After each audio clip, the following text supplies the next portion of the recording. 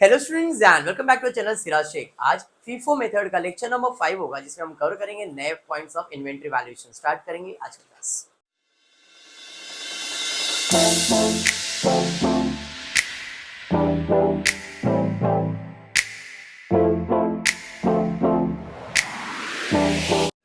चलिए, in the previous class मैंने आप लोग को इन्वेंटरी वैल्यूएशंस के बहुत सारे सम्स ऑलमोस्ट समझो कि 5-6 सम के ऊपर हो गए। अभी आज थोड़ा सा अपग्रेड फिर से लिया है मैंने। आज के सम में हम परचेज रिटर्न और सेल्स रिटर्न करेंगे। पिछले क्लास में कैरेज इनवर्ड का सम लिया था, आज purchase return and sales return. बराबर, चलिए स्टार्ट करते, देखते क्वेश्चन क्या दिया है। Following are the purchase and sales of wheat in the month of March 2014. Prepare the statement showing valuation of stock on the basis of FIFO method. खाली question में कौन सा मेथड बोला है? FIFO, बट हम लोग दोनों मेथड से सॉल्व करेंगे सब। आगे बोला है पर्टिकुलर्स देने के बाद, out of the purchase of March 5th 50 kg were returned to the supplier on March 8th. Out of the sales of 23rd March, a customer returned 20 kg on March 26. यहाँ पे दो इंफॉर्मेशन है, एक purchase return हुआ है और एक sales return हुआ है। क्या मेरी जो इंफॉर्मेशन है सब डेट वाइज है क्या? चेक कर लो। तो मार्च 1 है, 4 है, 5 है, 10 है, 18 है, 23 है, 29, 31, उसमें से 23rd मार्च सॉरी 5th मार्च और 23rd मार्च को मार्क करेंगे क्योंकि दोनों के ऊपर एडजस्टमेंट है। एक 5 मार्च का एडजस्टमेंट है और एक तुम्हारा 23rd मार्च का एडजस्टमेंट है। ओके, चलिए पोस्टिंग स्टार्ट करते हैं। सबसे पहला मेरे पास क्या है, देखो 1 मार्च को कितना केजी मेरे पास है? 6 केजी है, 600 केजी एट द रेट कितना? 4 पर केजी। बराबर है क्या नहीं? ठीक है, तो भाई मैं बैलेंस लिख लेता हूँ। ये क्वेश्चन नंबर 1 सॉल्व करो। ठीक है, तारीख पे तारीख कौन सी तारीख है? 1 मार्च 2014 dash dash dash dash dash dash. मेरे पास 600 यूनिट बैलेंस है, पर यूनिट का कॉस्ट है 4, तो ये होगा 2400। कौन सा मेथड सॉल्व कर रहा हूं मैं? फीफो, अंडरलाइन कर दिया। ठीक है, 1 मार्च के बाद डेट क्या आ रहा है चेक करो? 4 मार्च। 4 मार्च को क्या हो रहा है देखो जरा। 4 मार्च 2014 को अनिरुद्ध क्या कर रहे हैं हम लोग?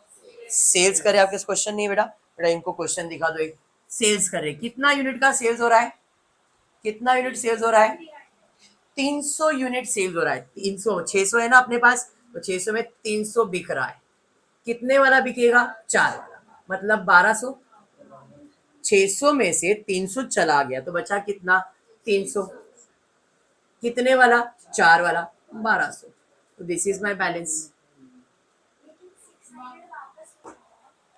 क्या सेल्स कर रहे हैं ना? उम्र हो गया बेटा बहुत जल्दी।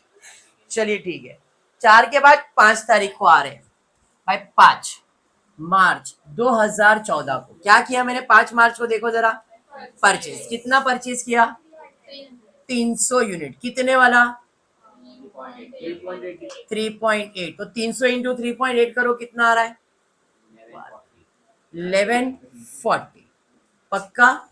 कौन सा मेथड है? फीफो। तो पहले फर्स्ट कौन सा रहेगा? 300 वाला।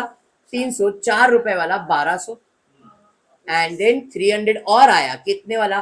3.8 वाला, कितना? 1140। बैलेंस समझ में आ गया? सर इसके ऊपर एडजस्टमेंट था। मतलब क्या एडजस्टमेंट था? जो 5 तारीख को परचेज किया उसको रिटर्न किया। कौन सी तारीख को? 8 तारीख को। अभी रिटर्न किया क्या? नहीं। तो 5 के बाद जब सीक्वेंस में 8 तारीख आएगा तब रिटर्न करेंगे। अभी रिटर्न कर सकते क्या अपन? नहीं। समझाइए। फिर उसके बाद देखो जरा क्या है, 4 के बाद 5, 5 के बाद 10, 10 के पहले 8 आता है, तो पहले 8 तारीख को रिटर्न होगा, 8 मार्च 2014। अब सिंपल है, परचेज किया था तो रिसिप्ट, रिटर्न होगा तो इशू। तो इसने भाषा बदल गया ऐसा समझ लो। सीधा बोलता सेल्स कर दिया तो अपने को अच्छे से समझ में आता, लेकिन एक्चुअल में सेल्स नहीं है बट क्या है? रिटर्न्स है। बट इसे लिखेंगे कहां पे? सेल्स में। कितना? 300। कितने वाला? प्रिंटिंग मिस्टेक है यहाँ पे। 300 कितने वाला? पहले फर्स्ट इन के हिसाब से ₹4 ना। बोलूंगा वेरी गुड, यू आर बेवकूफ। 3.8 वाला। सर क्यों 3.8 वाला? तो उसने स्पेसिफाई करके बोला था, अभी 300 अपन रिटर्न नहीं करे, रिटर्न तो कुछ और ही यूनिट कर रहे, 50 यूनिट ही कर रहे, बट इधर 3.8 ही लिखेंगे। रीजन है स्पेसिफाई किया था, जो परचेज किया था वो रिटर्न हुआ है। तो ये कितने में परचेज किया था इसका कॉस्ट मालूम है ना, तो रिटर्न भी वही होगा। अगर इसका कॉस्ट मालूम नहीं होता तो जो पहला रहता उसमें से सेल्स करते। फर्क समझ में आया? तो यहाँ पे कितना यूनिट रिटर्न हुआ है? 50। कितने वाला?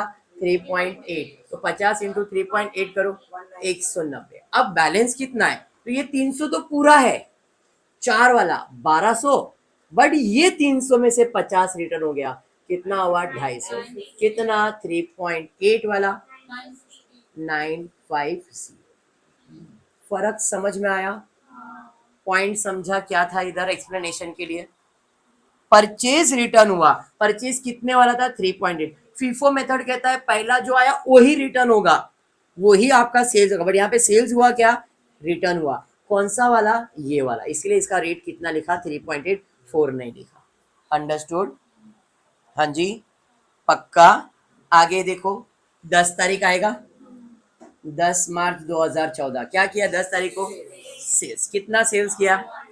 200। तो पहले इसमें से बेचेंगे, तो 200 कितने वाला? 4, मतलब 800 जाएगा। अब 300 में से 200 गया तो 100, कितने वाला? 4, कितना? 400। और ये तो जैसा है वैसे ही रहेगा, 950। अंडरस्टूड? पक्का। चलिए 10 तारीख के बाद 18 तारीख को क्या हो रहा है? 18 मार्च को परचेज। कितना परचेज हो रहा है? 200 यूनिट। कितने वाला?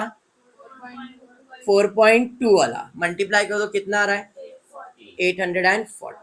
बैलेंस कितना? फीफो मेथड है, तो पहले 100 वाला 4 है, 400 रुपए, फिर 250 यूनिट 3.80 वाला 950, और अब नया आया 200 यूनिट, कितने वाला? 4.2 वाला 840। समझ में आ गया क्या?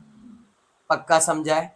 चलिए 18 तारीख के बाद 23, इसके ऊपर भी एडजस्टमेंट है, बट वो बाद में करेंगे। चलिए कितने का सेल्स किया भाई? 400, बट मेरे पास तो 400 है ही नहीं, पहला तो 100 है, तो पहले 100 बेचा। 400 बेचना है, 100 बिका, अभी 300 और बेचना है, इधर तो 250 ही है, अभी और कितना बेचना है? हो गया 400 का सेल्स। ये कितने वाला? 4, ये कितने वाला? 3. ये कितना? 4.2। तो ये हो गया 400, ये हो गया 950, और ये हो गया 210, बराबर। बैलेंस कितना? 100 चला गया, 250 चला, 200 में से 50 चला गया, तो 150। कितने वाला? 4.2 वाला। चलिए माइनस कीजिए, मल्टीप्लाई कीजिए, कितना? 630। अब इसके ऊपर एडजस्टमेंट था, जो 23 तारीख को सेल्स किया वो रिटर्न आया। अब इधर कंफ्यूजन क्रिएट होगा, सर कौन सा वाला रिटर्न आया? 4 रुपए वाला रिटर्न आया, 3.8 वाला रिटर्न आया, क्या 4.2? इधर तो समझ में आ गया था, हाँ या नहीं? अब कोई भी रिटर्न आएगा, अपन उसको वैल्यू किस पे करेंगे? 4 वाले पे, 3.8 क्या 4.2? सवाल वो है। कभी रिटर्न आ रहा है, देखो 23 का रिटर्न कभी आ रहा है? 28 तारीख को, 28 को आ रहा है ना, 26 को आ रहा है। उसके पहले कुछ परचेज वगैरह है क्या? नहीं। 23 के बाद डायरेक्टली 26 ही आने वाला है, 26 मार्च 2014। अब रिटर्न आ रहा है, मतलब आएगा, कितना यूनिट आ रहा है रिटर्न? 20। सवाल है कितने वाला? बताओ कितने वाला? 4.2, 4.4, 3.8। बोलेगा लास्ट रेटिंग कितना अपना क्लोजिंग स्टॉक का? अपने पास लास्ट फीफो में ये अकेला स्टॉक है, तो फर्स्ट स्टॉक कितने वाला है? 4.2, तो इसका रेट कितना लिखूंगा मैं? 4.2। अगर इधर मेरे पास दो स्टॉक होता, एक 4.2 होता और एक 4 होता, तो भी इसका रेट कितना लिखता मैं? 4.2। FIFO method. परचेज कसं झालं ना, बरोबर। तर परचेज में क्यों आया? मैंने सेल्स किया, उसने रिटर्न दे दिया, रिटर्न दिया मतलब मेरे पास आ रहा है, आ रहा है मतलब रिसिप्ट। जैसे परचेज करके रिटर्न किया तो सेल्स रिटर्न लिखा, सेल्स लिखा, तो सेल्स को रिटर्न करेंगे तो क्या हो जाएगा? परचेज। इसके लिए परचेज में कितने वाला आएगा? 4.2 लास्ट स्टॉक का रेट, फीफो मेथड में। कितना 84। अब बैलेंस कितना आएगा बताओ, तो 150, 4.2, 630 and 20। What you can do, दोनों का रेट सेम है ना, ऐड करके भी दिखा सकते हो क्योंकि दोनों स्टॉक एक ही में जाने वाला है। तो आप इधर क्या कर सकते हो, 170 भी दिखा सकते हो क्योंकि रिटर्न हुआ मतलब स्टॉक उसी में जमा होने वाला है। तो 4.2 इंटू 170 इंटू 4.2 करो, कितना आ रहा है, ये आपको आ जाएगा 714। ऐसा या तो 150 फिर 20 तो भी चलेगा। समझ में आया, दोनों का रेट कॉमन था इसलिए मैंने ऐड करके लिख दिया, एक ही यूनिट है ना, ठीक है। चलो नेक्स्ट, उसके बाद 26 के बाद क्या हो रहा है, 29 क्या हो रहा है, कितना परचेज, 400, कितने वाला, 4.4 मतलब 1760। बैलेंस कितना, तो यहाँ पे 170, 4.2 वाला 714, फिर 400, 4.4 कितना 1760। समझा, वो 20 क्यों ऐड किया अभी और क्लियर हुआ।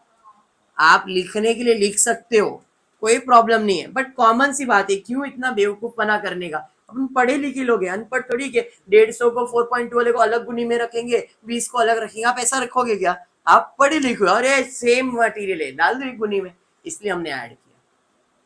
हाँ, इसके लिए मैंने अलग अलग नहीं लिखा। चलिए 29 के बाद क्या हो रहा है देखो जरा, सेल्स तारीख 30 पे 31st, चलिए 31st ले लिया 2014, कितने का सेल्स हुआ, 300। भाई पहले 170 जाएगा, अभी और कितना जाएगा, 130, 300 हो गए। ये कितने वाला जाएगा, 4.2, ये कितना 4.4, ये हो गया 714 और ये हो गया 572। बैलेंस कितना, 400 में से 130 चला गया तो 170 कि 270, 270 ना, कितने वाला 4.4 वाला, मल्टीप्लाई करो 1188। और कुछ, डन, अपना क्लोजिंग स्टॉक का वैल्यू मिल गया, this is my closing stock. Cost of goods sold पूछा रहेगा तो कैसे करोगे, ओपनिंग स्टॉक है, इसमें ऐड परचेज, तो आपको कॉस्ट ऑफ गुड्स सोल्ड या तो सेल्स का टोटल लोगे तो भी आंसर आ जाएगा। जितना सेल्स किया है, जो सेल्स का टोटल है उसे आप सीओजीएस भी कहते हो, जो सेल्स का टोटल है इज इक्वल्स टू सीओजीएस, या तो फॉर्मूला अप्लाई करके करो, one and the same answer वही आएगा। समझा, इस क्वेश्चन में वेटेड पूछा नहीं है, but weighted is your homework. समझ में आ गया, क्लियर, जो लोग देख रहे हैं उनको और जो लोग यहाँ बैठे उनको सेम, ये आपका होमवर्क है, ठीक है। क्वेश्चन में पूछा नहीं है but you have to solve. Sir कैसे सॉल्व करेंगे, अरे क्या कुछ सोचने जैसा नहीं, ऐड करते जाओ, एवरेज निकालते जाओ, हो जाएगा, ठीक है। बढ़ेंगे सेकंड क्वेश्चन की तरफ, देखते हैं सेकंड क्वेश्चन क्या है, स्टार्ट किया जाए। सेकंड क्वेश्चन स्टार्ट करते, सिंपल सा सम है। इस सम के अंदर मैंने परचेज रिटर्न, सेल्स रिटर्न बताया है। अब हम करने जा रहे हैं, जब सम सॉल्व करेंगे पायल, अब हम लोग इस सम के अंदर एक आपको फिर से असाइनमेंट दो, बट फीफो मेथड आपको दे रहा हूँ, वेटेड में सॉल्व करा। इस सम में मैंने फीफो सॉल्व किया, वेटेड आपको होमवर्क दिया।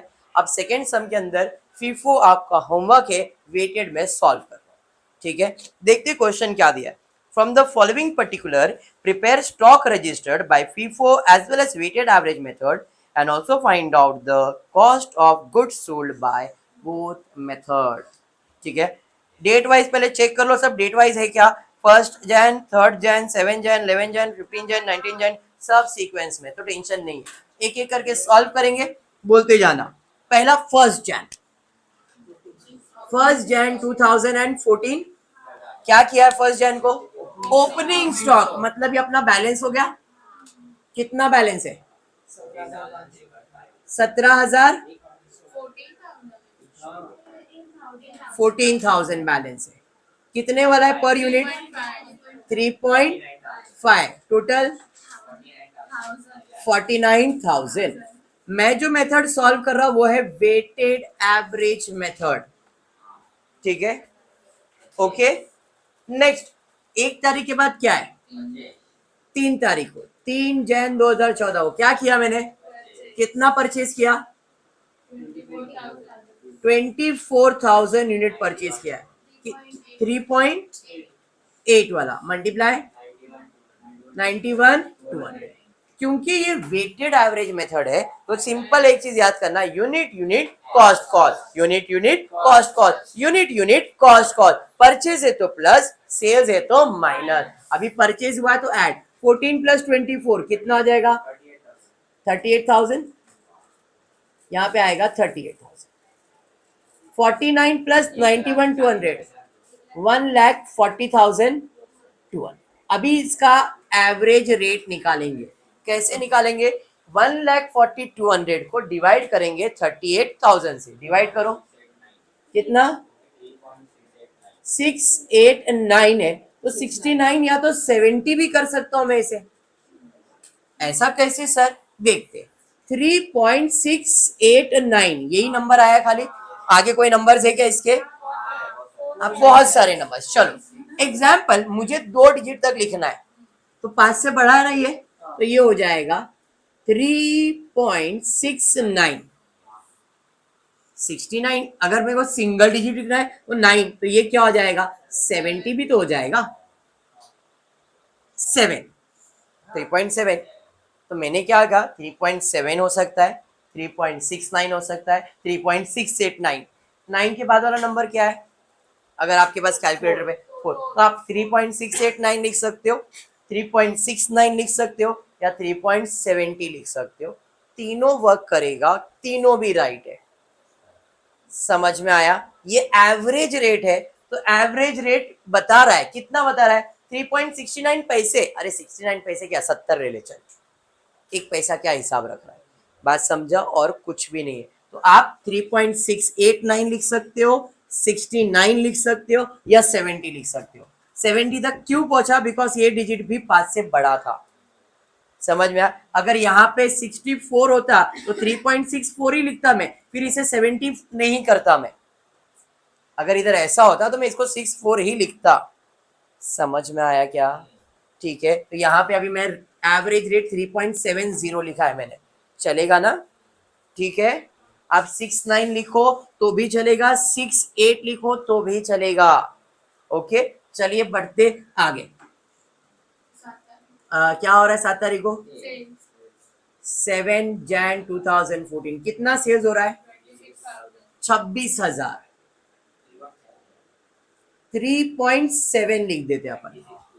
अब आप कैलकुलेशन में 3.68 भी लिख सकते हो, कोई फर्क नहीं है मेरे को। 3.7 कितना 96,200 बराबर यूनिट यूनिट कॉस्ट कॉस्ट। 38 में से 26 को माइनस कर दो, 12,000 आएगा। 1,40,200 में से 96,200 माइनस हो जाएगा 44,000। डिवाइड करके चेक करो कितना आ रहा है। 3.66 आ रहा है। 3.66 5 से बड़ा है, 70 ले लिया। ये क्या है 5 से बड़ा है ना, 3.6666 पूरा आ रहा है आपको, जो भी आ रहा है। तो अभी देखो मैंने क्या बताया था 6, यहाँ पे अगर 5 भी आता तो भी 70 ही लिखता मैं, लेकिन अगर 4 आता तो मैं 3.64 लिखता उसको। अभी 3.66 है ना, 5 से बड़ा है मतलब ये 70 हो सकता है ना। हाँ बराबर है, होता ही उम्र में, इट्स नॉर्मल। ठीक है, 3.70 क्लियर हुआ। चलिए 7 तारीख के बाद क्या हो रहा है देखो जरा। 7 तारीख के बाद 11 जैन को क्या हो रहा है? 11 जैन को परचेज, कितना परचेज हो रहा है? 30,000 परचेज हो रहा है। कितने वाला? 3.9। तो 30 इंटू 3.9 1,17,000 परचेज किया है तो ऐड होगा यूनिट यूनिट कॉस्ट कॉस्ट में, तो ये हो गया 42,000। 44 प्लस 1,17,000 1,73,000 1,83,000 आ रहा है। ठीक है 1,83,000। अभी डिवाइड करो 1,83,000 डिवाइड बाय 42,000 करो, कितना आ रहा है? 1,83,000 आप लोग ही टोटल कर रहे हो, मैं कुछ भी टोटल नहीं कर रहा हूँ। 44 प्लस 1,17,000 183 आ रहा है, ऐसा आपने कहा है। 4.31 357। अभी इसको 36 कर सकता हूं मैं 2 डिजिट की कैलकुलेशन के लिए। अरे समझा? हाँ सर, इसको 4.4 भी तो कर सकते हैं ना, ऐसे दिमाग में आएगा सिंगल डिजिट के लिए। अभी 3.357 ऐसा था आपका नंबर, बराबर। तो मैंने इसे 3.36 किया 2 डिजिट में। अगर 1 डिजिट करना है तो 3.4 कर सकता हूं मैं इसे। 5 से बड़ा है ना ये नंबर, तो एक एड ऑन हो गया। 3 डिजिट में ये हो गया, 2 डिजिट में भाई ये 5 से बड़ा है तो एक ऐड कर दिया 3.36। सिंगल डिजिट में 5 से बड़ा है, एक डिजिट ऐड कर दिया। 4 है तो ये 4 आ जाएगा, ये ले ना बेटा, ये 4 ये ले 4। मैं लॉजिक क्या बता रहा हूँ, तुम क्या लॉजिक पे बैठे हो? हाँ तुमने बोला वही, इसके लिए मैंने बोला 44 प्लस 1,17,000। मैंने पहले कहा मैंने कैलकुलेशन कुछ नहीं किया है। 44 प्लस 1,17,000 कितना आ रहा है? 1,61,000 डिवाइड बाय 42,000 करो, डिवाइड बाय 42,000 3.8333। अब इसको 3.833 रखना है,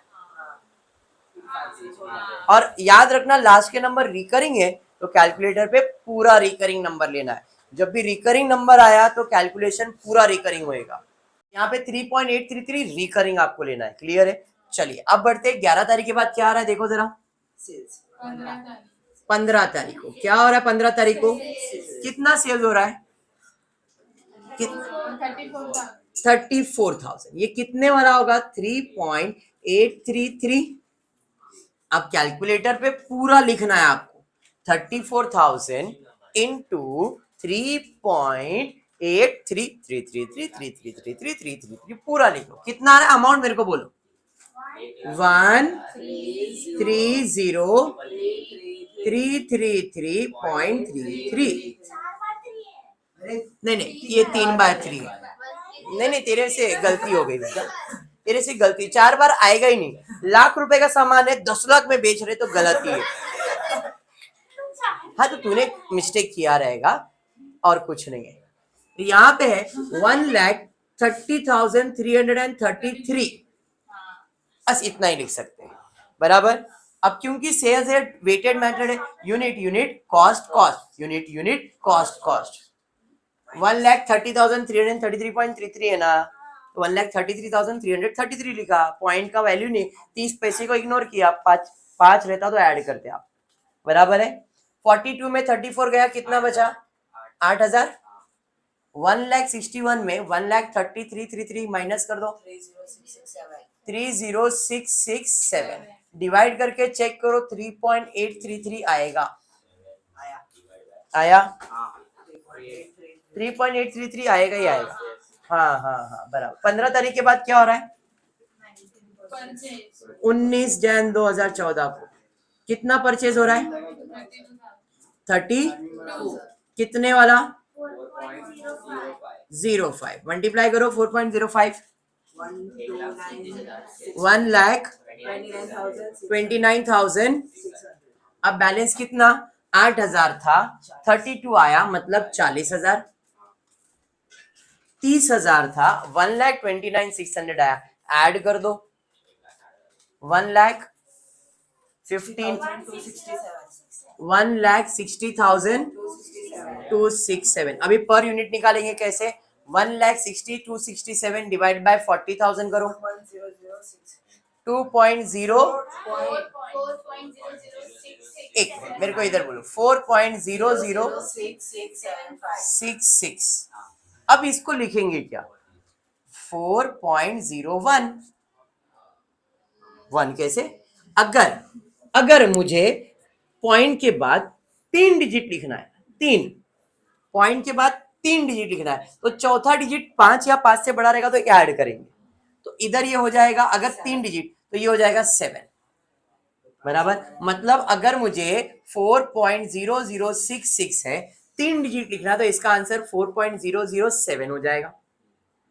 मुझे 2 डिजिट लिखना है, 2 डिजिट लिखना है तो तीसरा डिजिट 5 या उससे बड़ा होगा तो एक ऐड हो जाएगा, तो ये हो जाएगा 4.01। 0 में एक ऐड किया ना तो एक होगा। और अगर मुझे एक डिजिट लिखना है तो 4.0 मतलब 4 ही रहेगा, क्योंकि इधर ऐड कुछ होएगा क्या? नहीं। 5 या 5 से बड़ा है तो एक आप ऐड आगे करते हो, एक को ऐड करते हो आगे। यहाँ पे 4 नंबर्स थे, अगर 3 डिजिट लिखना है तो जो चौथा डिजिट है वो 5 या 5 से बड़ा है तो एक डिजिट आगे ऐड होता है। क्लियर है? समझा? ये बचपन में सिखाया जाता है 8th स्टैंडर्ड में। 5 या 5 से बड़ा हो तो एक नंबर आगे ऐड करते। ये बचपन की बात है जो आप भूल चुके हो, बराबर? नहीं तो बचपन तेरा खराब था बेटा। चलो इधर आते। 4.01 लिखा मैंने 2 डिजिट के कैलकुलेशन के लिए। समझा? चलिए अब सेल्स करने वाले। कितने का सेल्स हो रहा है भाई? कौन सी तारीख को? 23rd को सेल्स हो रहा है। और 23rd Jan 2014 कितना सेल्स हो रहा है? 27,000 का सेल्स हो रहा है। 4.01 वाला, 4.01 वाला ना? आपने 4.0066 लिखा तो भी चलेगा, आंसर वही 1-2 रुपए का फर्क आने वाला है। कितना? 1,08,270 बराबर है? अरे बराबर। 40 में से 27 चला गया, 13,000। 1,60,267 में से 1,08,270 चला गया, कितना बैलेंस आया? इसमें से इसको माइनस 51,997 डिवाइड करके चेक करो कितना आ रहा है। इसको इससे डिवाइड करो, 3.9997 मतलब 4 आ गया। तो इधर लिखना कितना है? 4.01 ही। 3.99 मतलब 4 ही आ रहा है ना, तो 4.001 मतलब 4 ही हुआ ना सिंगल डिजिट में। अरे समझा? लिखा मैंने इधर, आपको आया 3.990 जो भी आया। नहीं बेटा 3 बार 9 ले ले, मेरे को उससे कुछ फर्क नहीं पड़ता। अभी इधर मैंने रेट क्या लिखा है? 4.01। अगर सिंगल डिजिट लिखो तो कितना है ये? 4.0 मतलब 4.0 का मतलब 4 है ना, मतलब इसका रेट कितना है? 4.01 या तो 4, बात तो एक ही हुआ। हाँ 3.99 का मतलब क्या होता है जरा चेक कर। 3 डिजिट लिखना है, अगर मुझे 3 डिजिट लिखना है, चौथा डिजिट क्या है? 5 या उससे बड़ा होना चाहिए, तो ये हो गया 3. एक ऐड करूंगा 0 0 4.000 आएगा। कैसे ऐड? अच्छा ये भी तेरे को बचपन में नहीं सिखाया ना संतुच जी, अभी समझा? ये क्लास तो अच्छा नहीं है, बराबर है, वो वाला क्लास अच्छा है। हाँ ये समझ में आ गया पक्का 100%। चलिए बढ़ेंगे आगे। उसके बाद क्या है? 23 तारीख के बाद 25, 27 जैन को कितने का परचेज किया? 37,000। कितने वाला? 4.1 वाला। मल्टीप्लाई 51,700। अब 13,000 था, 37 आ गया, 50 हो गया। 51,997 में 1,51,700 ऐड कर दो, 2,03,697 डिवाइड कर दो 4.0739। अभी अभी चलो 4.07394 इतना सब है। अगर मुझे 3 डिजिट लिखना है, पॉइंट के बाद 3 डिजिट लिखना है, तो उसके बाद वाला नंबर चेक करना पड़ेगा। 5 या तो एक ऐड हो जाएगा, तो ये होगा 4.074। 2 डिजिट लिखना है, 5 है क्या? नहीं, इसका आंसर क्या रहेगा? 4.07 ही रहेगा। अगर एक डिजिट लिखना है तो 4.1 हो जाएगा, 5 से बड़ा हो गया ना। अभी अपने को 2 डिजिट तो लिखना ही है, तो इसका रेट 4.07 ही लिखा मैंने। समझा क्या? चलिए 27 के बाद क्या हो रहा है? कौन से तारीख को?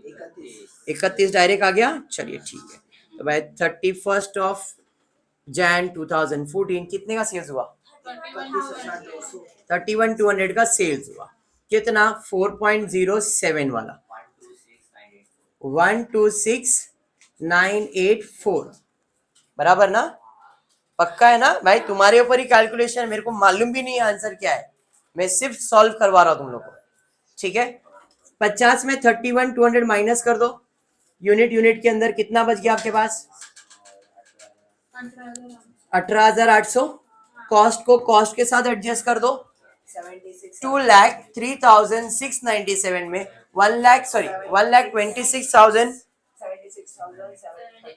76,730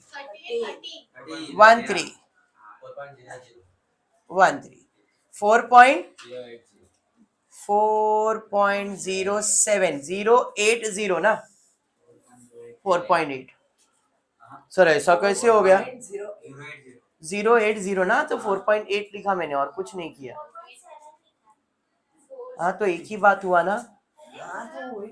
अरे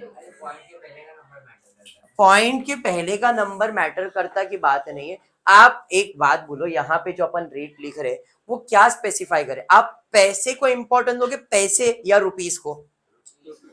आपके बिल में एग्जाम्पल, आप रेस्टोरेंट जाते हो और आपको रेस्टोरेंट में बिल आया 459.85 पैसे, तो आप 85 पैसे देते हो उसको, वो क्या लेता है आपसे? 460 ले लेगा ना, बट लिखा कितना है? अब उसी केस में 459.15 पैसे, तो आप कितना दोगे? 459 ही दोगे। इधर आप 60 दे सकते हो, इधर आप 59 ही दोगे। रीजन क्या है? 20 पैसा, 80 पैसा, 50 से बढ़ गया ना। 8 आने के टाइम पे वो पूरा 1 रुपया ले लेता है, बट 8 आने से कम है तो 1 रुपया छोड़ देता है ना वो अपना। बात वही है, 4.07 या 4.08 देना तो वही है अपने को भाव। तो अगर मैं इधर 4.07 भी लिखूं, कैलकुलेशन में 4.08 भी आ रहा है, तो फर्क पड़ता नहीं है। समझ? एवरेज रेट का मतलब क्या होता है? एवरेज रेट का मतलब इधर आसपास है उसके, एग्जैक्ट नहीं है। एवरेज रेट, वेटेड एवरेज का मतलब ही है कि आपको एवरेज रेट आता है। एवरेज रेट किधर 1 रुपया ज्यादा आ रहा है, किधर 1 रुपया कम आ रहा है, किधर 50 पैसे ज्यादा है, किधर 50 पैसे कम, बट वो रेट नहीं बदल रहा है। 4 रुपया बदल रहा है क्या? नहीं। क्या 3.07 हो गया क्या? नहीं। 1 रुपए का फर्क आता तब अपन समझते यार कुछ तो गड़बड़ किया मैंने। पैसे में 1 पैसे 2 पैसे में फर्क आ रहा है तो फर्क नहीं पड़ता है। समझा क्या बोला आपको? हाँ, तो इसमें मुंह बना के कुछ नहीं होगा, क्योंकि अपने को इतना तो लॉजिक समझ में आना ही चाहिए। ठीक है क्या? इसके बाद और कुछ है क्या? नहीं। तो मतलब अपना बैलेंस कितना था? 18,800@76। आपके टेक्स्ट बुक में क्या आंसर है मेरे को मालूम नहीं, कौन सा सम है ये भी मेरे को मालूम नहीं। एक बार खाली क्रॉस चेक कर लेना टेक्स्ट बुक, अगर कुछ पॉइंट में ऊपर नीचे रहेगा तो फर्क रहेगा और कुछ भी नहीं रहेगा। अमाउंट गलत नहीं रहेगा, मैं अभी क्लियर बोलता हूँ। टेक्स्ट बुक में वो लोग ने राउंड ऑफ करके वैल्यू लिखा रहेगा तो फर्क रहेगा, बाकी कैलकुलेशन इज नॉट। अभी वही, आपने अगर टोटल मिस्टेक किया रहेगा तो मेरे को मालूम नहीं, बट जो मेथड में, क्योंकि मेरा काम है मेथड का एक्सप्लेनेशन देना, मैं क्वेश्चन तक नहीं देख रहा हूं, मैं तुमको कंसेप्ट बता रहा हूँ टॉपिक का। आप जब पर्सनली सॉल्व करोगे तब आपको टॉपिक, अरे यार ऐसा है वो टॉपिक। तो here in the class we are clearing the concept. आपके बोर्ड एग्जाम्स के अंदर, बोर्ड एग्जाम में टेक्स्ट बुक के क्वेश्चंस नहीं आने वाले। आपको कोई क्वेश्चन देंगे और आपको उसका कंसेप्ट मालूम है तो आप सॉल्व कर सकते हो। समझ में आया? फर्स्ट सेमेस्टर हो, सेकेंड सेमेस्टर हो, third semester, fourth semester, fifth semester, six semester, ऐसे 6 सेमेस्टर एग्जाम्स है, बराबर है? क्लियर? तो आपको कंसेप्ट मालूम होना चाहिए and then you will be the pro in accounts. और मुझे ऐसा ही चाहिए जितने बैठे सारे प्रो बन जाए, खुद क्वेश्चन क्रिएट करे और खुद के दिमाग में कैलकुलेशन है ऐसा ऐसा होने वाला है। क्लियर है क्या? देना फ्रेंड्स, ग्रुप में शेयर करना, चैनल को सब्सक्राइब करना। Thank you for watching the video.